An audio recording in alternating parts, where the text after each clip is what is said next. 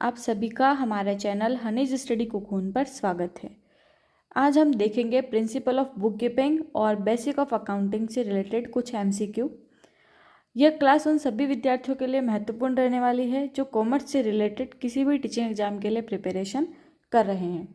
तो आइए शुरू करते हैं। दोहरा लेखा प्रणाली के सिद्धांतों का प्रतिपादन किसने किया? तो यहाँ हम सबको पता है दोहरा लेखा प्रणाली के सिद्धांतों का प्रतिपादन लुकास पेसियोली के द्वारा किया गया था।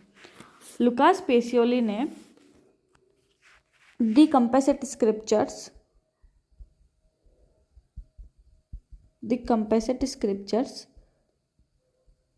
बुक में दोहरा लेखा सिद्धांत प्रणाली के सिद्धांतों को बताया। ह्यूजॉल्ड केसिल ने 1543 में इस बुक का अंग्रेजी में अनुवाद किया। दोहरा लेखा प्रणाली के सिद्धांतों को सर्वप्रथम प्रतिपादन लुकास पेसियोली ने किया द कंपेसेट स्क्रिप्चर्स बुक में, और 1543 में इसका अंग्रेजी में अनुवाद किया ह्यूजॉल्ड केसिल ने। नेक्स्ट क्वेश्चन है हमारा, बही खाता की दोहरा लेखा प्रणाली किसके द्वारा विकसित की गई? ये भी लुकास पेसियोली। बही खाता की दोहरा लेखा प्रणाली लुकास पेसियोली द्वारा विकसित की गई। इस प्रणाली का उद्भव कहाँ हुआ था? इटली में 15वीं शताब्दी के अंत में। 15वीं शताब्दी के अंत में।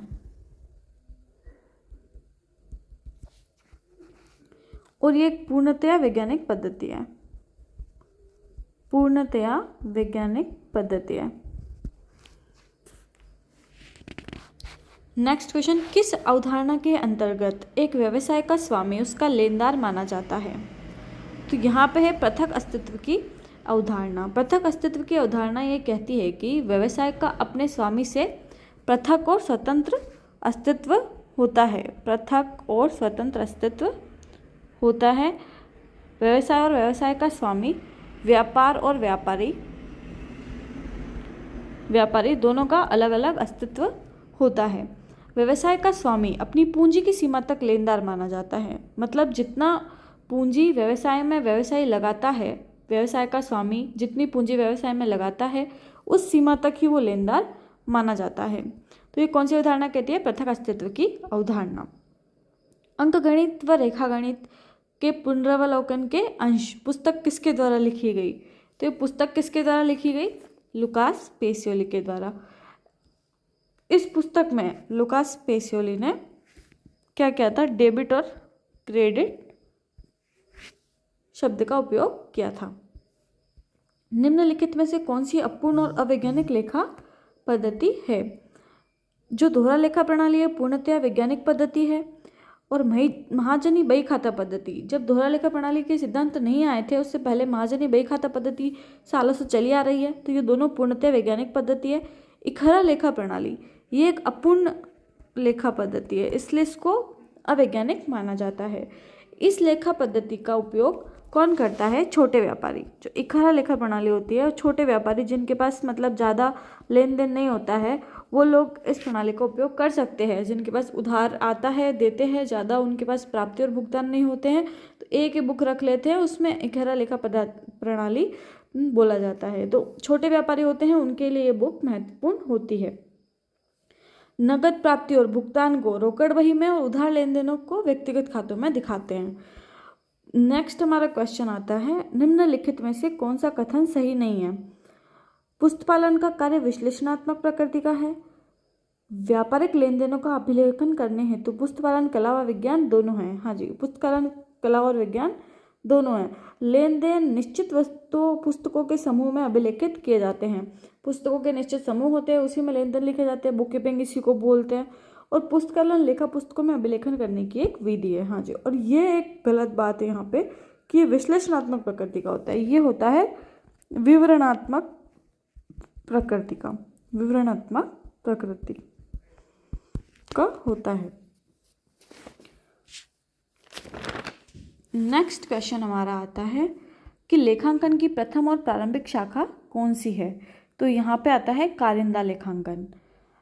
प्राचीन समय में लेखांकन करने वाले व्यक्तियों को क्या कहा जाता था? कारिंदा। मतलब जो पुराने समय में जो लेखांकन करने वाले व्यक्ति थे उनको कारिंदा बोलते थे। इस कारिंदा लेखांकन से ही वित्तीय लेखांकन की उत्पत्ति हुई। कारिंदा लेखांकन से ही फाइनेंशियल अकाउंटिंग यानी कि वित्तीय लेखांकन की उत्पत्ति हुई और इसलिए इसको लेखांकन की प्रथम और प्रारंभिक शाखा कहते हैं। प्राचीन काल में बेबीलोनिया को किस नाम से जाना जाता था? वाणिज्य नगरी। सर्वप्रथम प्रारंभिक लेखांकन के स्रोत लगभग ईसा पूर्व 4000 वर्ष पूर्व बेबीलोनिया और इजिप्ट में पाए गए थे। तो वहाँ पे मजदूरी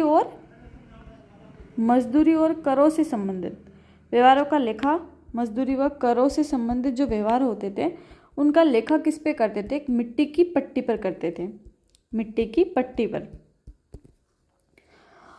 तो जो प्राचीन काल में बेबीलोनिया को किस नाम से जानते थे हम? वाणिज्य नगरी के नाम से। जहाँ लेखांकन का उपयोग क्यों किया जाता था? धोखाधड़ी और अक्षमता के कारणों का पता लगाने के लिए। धोखाधड़ी और अक्षमता के कारणों का पता लगाने के लिए। धोखाधड़ी और अक्षमता के कारणों का पता लगाने के लिए लेखांकन का उपयोग किया जाता था।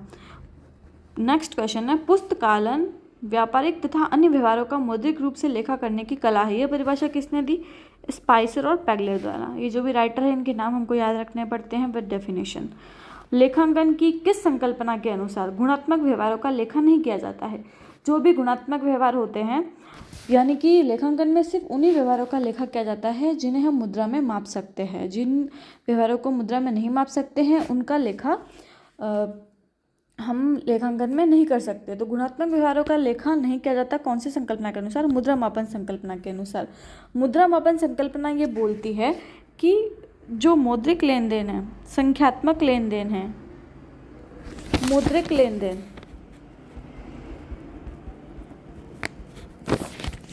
और जो संख्यात्मक लेन देन है उन्हीं लेन देनों का लेखा किया जाना चाहिए। लागत संकल्पना का मतलब क्या होता है कि जो व्यवसाय में स्थायी संपत्तियों को उनके लागत मूल्य पर दिखाना होता है। द्विपक्षीय संकल्पना, प्रत्येक लेन देन के घटना के दो पक्ष होते हैं, डेबिट होता है तो क्रेडिट होता है। इसी के आधार पर लेखांकन समीकरण का भी निर्माण होता है। तभी लायबिलिटी और एसेट साइड हमेशा बराबर इक्वल मानी जाती है, क्योंकि प्रत्येक व्यवहार के दो पक्ष होते हैं, डेबिट और क्रेडिट। जितने अमाउंट डेबिट में आएगा उतनी अमाउंट क्रेडिट में आएगा, इसलिए हमेशा लायबिलिटी और एसेट्स की टोटल सेम आती है। व्यवसायिक इकाई संकल्पना, इस संकल्पना के अनुसार व्यापार और व्यापारी दोनों अलग अलग होते हैं, अलग अलग अस्तित्व रखते हैं। यहाँ पे क्वेश्चन और भी बन सकता है कि लेखांकन समीकरण का निर्माण कौन सी संकल्पना के आधार पर होता है? तो द्विपक्षीय संकल्पना के आधार पर। नेक्स्ट क्वेश्चन हमारा आता है, लेखांकन की किस गुणात्मक विशेषता के आधार पर लेखांकन सूचनाएं उपयोगकर्ता से संबंधित होनी चाहिए? तो इसका है प्रासंगिकता। प्रासंगिकता यानी कि सूचना उपयोगकर्ता से संबंधित होनी चाहिए। विश्वसनीयता का मतलब सूचना इस प्रकार की होनी चाहिए कि उपयोगकर्ता उन पर पुनः विश्वास कर सके, और सूचना को साक्ष्य के तौर पर मतलब कुछ होना चाहिए जैसे बिल वगैरह, तो वो विश्वसनीय होने चाहिए। तुलनीयता, सूचना इस प्रकार की होनी चाहिए कि वो एक फर्म की दूसरे फर्म से तुलना कर सके, एक वर्ष की दूसरे वर्ष में तुलना कर सके। बोधगम्यता, जिसमें उन सूचनाओं को आसानी से समझा जा सके जो समझने योग्य हो। रूढ़िवादिता की संकल्पना के अनुसार अंतिम स्टॉक का मूल्यांकन किया जाता है। अंतिम स्टॉक का मूल्यांकन लागत और बाजार मूल्य जो दोनों में से कम होता है उस पर किया जाता है। इस संकल्पना के अनुसार मतलब क्या होता है? रूढ़िवादिता की संकल्पना के अनुसार मतलब जो हमारे लॉसेस होते हैं उनको तो हमको पहले ही मान लेना चाहिए, उनका पहले से प्रबंध कर लेना चाहिए, लेकिन जो हमारे प्रॉफिट होते हैं, जो हमारे लाभ होते हैं, जब तक वो वास्तव में प्राप्त नहीं हो जाते तब तक उनको हमको लाभ नहीं मानना है। यही हमारी रूढ़िवादिता की संकल्पना कहती है। और इसमें अंतिम स्टॉक का मूल्यांकन किस पे बुक करते हैं? लागत और बाजार मूल्य जो दोनों में से कम होता है। कौन सी संकल्पना के दुरुपयोग से गुप्त संचय का निर्माण होता है? किस अवधारणा के कारण काले धन का निर्माण होता है? ये भी हमारी रूढ़िवादिता की अवधारणा। जैसे अगर रूढ़िवादिता की अवधारणा मतलब हानियों का प्रबंध हम पहले से कर लेते हैं और लाभ वास्तव में जब तक प्राप्त नहीं होते तब तक हम उनको नहीं मानते हैं। फिर इस संकल्पना का अगर दुरुपयोग होता है, आप अगर उसको बढ़ा चढ़ाकर दिखा देते हो बैलेंस शीट में, तो उससे गुप्त संचय का निर्माण होता है, काले धन का निर्माण होता है, बेनामी संपत्ति का निर्माण हो जाता है। फिर यहाँ पे है पूर्ण प्रकटीकरण। पूर्ण प्रकटीकरण की अवधारणा यह कहती है कि मतलब जो लेखापाल होता है उसको समस्त लेन देनों को, मतलब जितने भी ट्रांजैक्शंस हैं उनको पूर्ण रूप से प्रकट करना चाहिए, मतलब पूर्ण रूप से उनको लेखांकन में दिखाना चाहिए हर एक ट्रांजैक्शन को। महत्वता की अवधारणा क्या बोलती है कि जो महत्वपूर्ण लेन देन है उन्हीं को हमको लेना चाहिए, बाकी लेन देनों को छोड़ देना चाहिए, जो कम महत्वपूर्ण है उनको छोड़ देना चाहिए। संगतता और एकरूपता की अवधारणा क्या कहती है कि इस संकल्पना के अनुसार लेखापाल को प्रतिवर्ष समान लेखांकन नीतियों का पालन करना चाहिए। एक अगर हमने लीफो मेथड यूज़ कर लिया है स्टॉक के लिए तो हमेशा हमको लीफो मेथड ही यूज़ करना है। अगर हमने फीफो मेथड यूज़ कर लिया है फर्स्ट इन फर्स्ट आउट तो हमको हमेशा फीफो मेथड ही यूज करना है। कोई भी एक ऐसी जो नीतियाँ लेखांकन की है वो आपने यूज़ कर ली है तो उनको प्रतिवर्ष समान रखना है। जैसे डेप्रिसिएशन के लिए अगर हमने SLM मेथड यूज़ कर लिया है तो हमेशा हमको SLM मेथड ही यूज़ करना है। संभावित हानियों के लिए आयोजन किस अवधारणा के अंतर्गत बनाए जाते हैं? इसका भी आंसर रूढ़िवादिता की अवधारणा है। रूढ़िवादिता की अवधारणा में जो हमारे समस्त हानियां हैं उनको हमको पहले से व्यवस्था कर लेनी होती है और जो लाभ है उनको छोड़ दिया जाता है, जब वो प्राप्त होंगे तभी हमको उनका लेखा करना है। नेक्स्ट, पुस्तपालन में निम्नलिखित कार्य होता है। क्या होता है पुस्तपालन में? पहचान, लिखना और वर्गीकरण, ये 3 कार्य होते हैं। फिर सारांश और विश्लेषण का कार्य होता है बाद में, तो ये पुस्तपालन में होता है। निम्नलिखित में से लेखांकन के उद्देश्य है।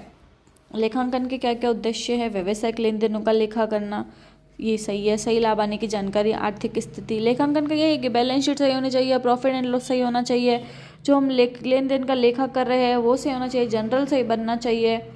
फिर हमारा मतलब उपयोगकर्ता को सूचना देनी है वो सूचनाएं सही होनी चाहिए, व्यवसाय पर प्रभावी नियंत्रण होना चाहिए, कर निर्धारण में भी सहायक होते हैं। तो ये सारे इसके उद्देश्य होते हैं। द्विपक्षीय संकल्पना पर आधारित प्रणाली। द्विपक्षीय संकल्पना पर आधारित प्रणाली अपूर्ण लेखा प्रणाली नहीं होती, इकहरा लेखा प्रणाली नहीं होती, दोहरा लेखा प्रणाली होती है, जिसमें प्रत्येक लेन देन का प्रभाव 2 पक्षों पर पड़ता है, डेबिट और क्रेडिट। संदिग्ध दायित्वों को चिट्ठे के नीचे टिप्पणी के रूप में दिखाया जाता है। तो ये है पूर्ण प्रकटीकरण की अवधारणा। इसमें यह माना जाता है कि जो लेखाकाल है उसको समस्त लेन देनों को पूर्ण रूप से प्रकट करना चाहिए। इसलिए जो संदिग्ध दायित्व होते हैं, कंटिजेंट लाइबिलिटीज होती है, उनको हम फुटनोट में दिखाते हैं बैलेंस शीट के नीचे की तरफ, कंटिजेंट लाइबिलिटीज को। नेक्स्ट क्वेश्चन है हमारा, निम्नलिखित में से कौन सी भारतीय पद्धति विश्व की प्राचीनतम पद्धतियों में से एक है? महाजनी बहीखाता पद्धति, हम सभी जानते हैं। आय व्यय मिलान संकल्पना पर आधारित लेखांकन आधार है उपार्जन आधार। जो उपार्जन आधार है आय व्यय मिलान संकल्पना पर आधारित है, क्योंकि इस आधार में व्यवसाय में होने वाले लेन देनों का लेखा उनके उपार्जन आधार पर किया जाता है, चाहे राशि प्राप्त हो या नहीं हो। मतलब अगर हमारे पास पैसे नहीं भी आते हैं तो भी हम उसको जो भी ट्रांजैक्शंस होते हैं उनको लिख लेते हैं उपार्जन आधार पे। मतलब जैसे हमने सामान बेच दिया, अभी उसका पैसा नहीं आया लेकिन हमने सामान बेच दिया तो हमने उसका लेखा कर लिया कि 50 लाख की सेल हुई है, लेकिन 50 लाख जब आएंगे तब हम लिख देंगे। उपार्जन आधार पर पहले से हम उसको रिकॉर्ड कर लेते हैं। तो आय व्यय मिलान संकल्पना कहती है जो किस आधार पर करती है? उपार्जन आधार पर लेखांकन करती है। नेक्स्ट क्वेश्चन आता है हमारा, लेखा मानक 2 AS2 किससे संबंधित है? AS2 है स्टॉक के मूल्यांकन, वैल्यूएशन ऑफ स्टॉक। लास्ट में मैं आपको एक अकाउंटिंग स्टैंडर्ड की एक PDF दूंगी जिसमें सारे अकाउंटिंग स्टैंडर्ड लाइन वाइज होंगे, जो हम उनको बाद में याद कर लेंगे। इस मानक के अनुसार स्टॉक का मूल्यांकन वसूली मूल्य और लागत मूल्य जो दोनों में से कम होता है उस पर किया जाता है। नेक्स्ट, व्यवसाय को निकट भविष्य में नहीं बेचने की भावना निहित है। निरंतरता की संकल्पना, यानी कि पहले से जब हम कोई भी व्यवसाय स्टार्ट करते हैं तो ये सोचते हैं कि हमेशा वह जो हमारा व्यवसाय वो निरंतर चलता रहेगा, क्योंकि हम पहले से नहीं सोचेंगे। ये तो हम आगे हम कभी भी उसमें प्रोग्रेस नहीं कर सकते हैं। पहले जब हम व्यवसाय चालू करते हैं तो हमको यही सोचना चाहिए कि हमारा व्यवसाय निरंतर चलता रहेगा और प्रतिवर्ष हम एक ही नीतियों का पालन करते रहेंगे। इस अवधारणा के अनुसार व्यवसाय लंबे समय तक चलेगा और उसका परिसीमापन निकट भविष्य में नहीं होगा, मतलब उसका समापन नहीं होगा। और निरंतरता की संकल्पना के अनुसार एक जैसी लेखांकन नीतियों का ही हमको पालन करना चाहिए। नेक्स्ट है लेखांकन की नवीन शाखाएं हैं सामाजिक लेखांकन, मानव संसाधन लेखांकन, उत्तरदायित्व लेखांकन। ये सारे लेखांकन नवीन अवधारणा है। लेखांकन की किस अवधारणा के अनुसार प्रत्येक लेन देन कम से कम 2 खातों को प्रभावित करता है? द्विपक्षीय अवधारणा, ये हम पहले भी डिस्कस कर चुके हैं। मौद्रिक लेन देनों का मौद्रिक लेखांकन में लेखा होता है, किसका होता है लेखांकन में लेखा? मौद्रिक लेन देनों का। पूंजी खाता व आहरण खाता किस अवधारणा के अंतर्गत बनाए जाते हैं? कैपिटल अकाउंट, ड्राइंग अकाउंट किस अवधारणा के अंतर्गत बनाए जाते हैं? पृथक अस्तित्व की अवधारणा के अंतर्गत। इस अवधारणा के अनुसार प्रत्येक व्यवसाय का और उसके स्वामी का पृथक और स्वतंत्र अस्तित्व होता है। पूंजी खाता और ड्राइंग अकाउंट ये दोनों पृथक अस्तित्व की अवधारणा के अंतर्गत ये बनाए जाते हैं। लेखांकन की मिलान अवधारणा से आशय है अवधि के लिए लाभ विक्रय आगम के साथ मिलना, अवधि के लिए लाभ विनियोग आगम के साथ मिलना, एक अवधि के खर्चे दूसरी अवधि के खर्चों से मिलना चाहिए, एक अवधि के खर्चे उसी अवधि के आगम से मिलने चाहिए। आय का उसकी व्यय से मिलान करना, मतलब जो अवधि के खर्चे हैं और जो हमारे पास आ रही है एक्सपेंस और इनकम जो हो रही है उन दोनों का हमको मिलान करना है, वो मिलने चाहिए। उसको बोलते हैं लेखांकन की मिलान अवधारणा, आय व्यय मिलान अवधारणा। किस अवधारणा के अनुसार बकाया आय व व्ययों का लेखा उसी लेखा अवधि में हो जाना चाहिए? उपार्जन अवधारणा के अनुसार। उपार्जन अवधारणा के अनुसार कोई आय या व्यय चालू वर्ष से संबंधित है उसका लेखा उसी अवधि के अंतर्गत किया जाता है। रूढ़िवादिता परंपरा का प्रभाव क्या होगा? रूढ़िवादिता परंपरा का प्रभाव यह होगा कि संपत्तियों का अवमूल्यन होगा। इसमें यही होता है कि जो हम हानियाँ होती है उनको हमको पहले से प्रबंध कर लेना है, लेकिन जो लाभ होते हैं जब तक वो प्राप्त नहीं होते जब तक उनको नहीं मानना है। संपत्तियों को कम मूल्य और दायित्वों को अधिक मूल्य पर रूढ़िवादिता की परंपरा के अनुसार ही दिखाया जाता है। संपत्तियों को कम मूल्य पर और दायित्वों को अधिक मूल्य पर दिखाते हैं। संपत्तियों को कम मूल्य पर दिखाते हैं तो ये क्यों दिखाते हैं हम कि संपत्तियों को कम मूल्य पर दिखाते हैं, दायित्वों को अधिक मूल्यों पर दिखाते हैं? ये रूढ़िवादिता की परंपरा के अनुसार ही दिखाया जाता है। इससे गुप्त संचय का निर्माण होता है। व्यवसायिक लेन देनों को लेखा पुस्तकों में दर्ज करने की कला है पुस्तपालन। व्यवसायिक लेन देनों को लेखा पुस्तकों में दर्ज करने की कला पुस्तपालन कहलाती है। लेखांकन की सामान्य विशेषता है लेखांकन व्यवसाय की भाषा है। लेखांकन में केवल मौद्रिक व्यवहारों का लेखा होता है। लेखांकन कला विज्ञान दोनों हैं। उपरोक्त सभी शुद्ध लाभ हानि की जानकारी और वित्तीय स्थिति का पता लगाने के लिए किस प्रकार का लेखांकन किया जाता है? वित्तीय लेखांकन। वित्तीय स्थिति का पता लगाने के लिए कौन सा लेखांकन करेंगे? वित्तीय लेखांकन। शुद्ध लाभ हानि की जानकारी और वित्तीय स्थिति का पता लगाने के लिए किस प्रकार का लेखांकन आवश्यक है? वित्तीय लेखांकन। सेम ही क्वेश्चन था। निम्नलिखित में से कौन लेखांकन सूचनाओं का बाह्य उपयोगकर्ता नहीं है?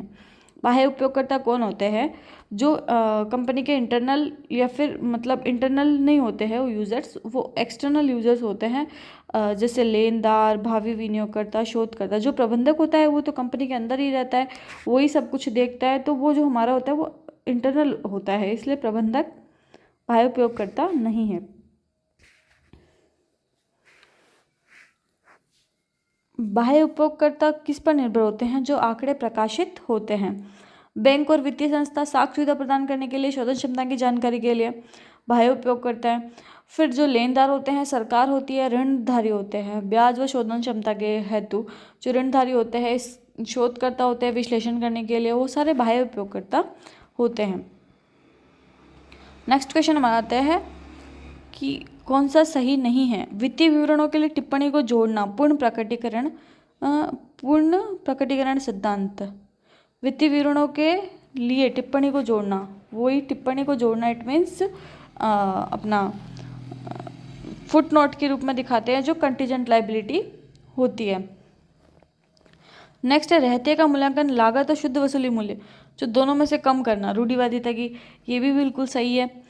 फिर तीसरा है संदिग्ध ऋणों के लिए आयोजन करना, महत्ता का सिद्धांत। संदिग्ध ऋणों के लिए आयोजन तो होता है रूढ़िवादिता की अवधारणा के अनुसार संदिग्ध ऋणों के लिए आयोजन किया जाता है, तो ये गलत है। वर्ष दर वर्ष किसी संपत्ति के मूल्यह्रास हेतु डब्ल्यूडीवी विधि का अनुगमन करना, संगतता, ये भी सही है कि निरंतरता के सिद्धांत के अनुसार ही हर साल एक ही विधि का उपयोग हम कर रहे हैं, या तो एसएलएम कर रहे हैं डब्ल्यूडीवी, तो डब्ल्यूडीवी हमेशा कर रहा है तो संगतता की अवधारणा का पालन कर रहा है। रहते का मूल्यांकन, स्टॉक का मूल्यांकन लागत और वसूली मूल्य में से कम है तो वो रूढ़िवादिता का सिद्धांत है। और जो वित्तीय विवरणों के लिए टिप्पणी को जोड़ते हैं नीचे कंटिंजेंट लायबिलिटी के नीचे फुटनोट के रूप में लिखते हैं, वो पूर्ण प्रकटीकरण का सिद्धांत है। लेखांकन नीतियों का प्रकटीकरण से संबंधित लेखांकन मानक कौन सा है? डिस्क्लोजर ऑफ अकाउंटिंग पॉलिसीज, लेखा मानक 1। अकाउंटिंग पॉलिसीज का लेखा मानक हमेशा 1 होता है। लेखांकन व्यवसाय की भाषा है। कथन तर्क इसका लेखांकन व्यवसाय द्वारा आवश्यक सभी सूचना प्रदान करता है। अब नीचे दी गई कोडिंग के अनुसार अपना उत्तर दीजिए। लेखांकन व्यवसाय की भाषा है और लेखांकन व्यवसाय द्वारा आवश्यक सभी सूचनाएं प्रदान करता है। लेखांकन जो व्यवसाय की भाषा है, क्योंकि वो भाषा है व्यवसाय की, ये सही बात है। और वो व्यवसाय की भाषा है मतलब व्यवसाय को लेखांकन के रूप में प्रेजेंट किया जाता है, कितनी लायबिलिटी से कितनी एसेट से, तो जो व्यवसाय होते हैं उनके लिए सभी सूचनाएं प्रदान करता है। तो इसका रीज़न और एसर्शन दोनों सही है। ग्राहक से प्राप्त अग्रिम को विक्रय के रूप में नहीं लिया जाता है, आधारित है उपार्जन अवधारणा के आधार पर। नेक्स्ट क्वेश्चन है हमारा,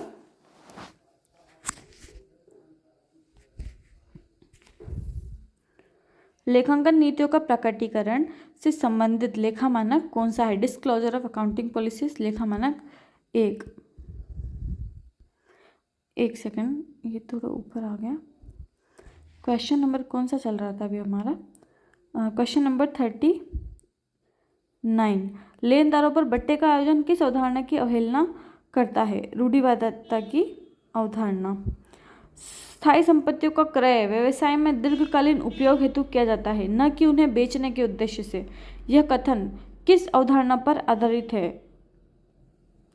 लागत अवधारणा।